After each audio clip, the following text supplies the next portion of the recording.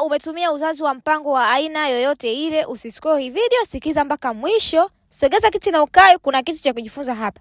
Kumekuwa na changamoto kubwa sana za wanawake ambao wanapata shida katika mfumo wa uzazi kutokana na utumiaji wa muda mrefu wa uzazi wa mpango, kama kutumia vidonge vya majira, P2, sindano, vitanzi ama kuweka kijiti. Baada ya kutumia hiyo njia tu, unapata changamoto hii hapa.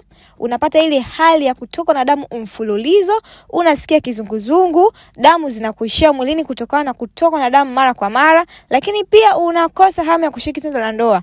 Lakini pia umejitahidi kutumia dawa nyingi sana kuweza kurekebisha homoni zako, haujaweza kufanikiwa, haujaweza kufanikisha kubeba ujauzito, imekuwa kwako ni ngumu na kuhatarisha mahusiano yako, hata ndoa yako pia. Sasa suluhisho limepatikana. Nimeandaa tiba bora ya uzazi kwa mwanamke ambaye ametumia uzazi wa mpango aina yoyote ile. Tunachoanza kukifanya hapa, cha kwanza ni kuweza kuondoa hizo sumu za uzazi wa mpango ulizotumia, lakini pia kuweza kurekebisha homoni zako kwa kuweza kupanga vizuri hedhi yako pamoja na homoni ili uweze kubeba ujauzito kwa haraka sana.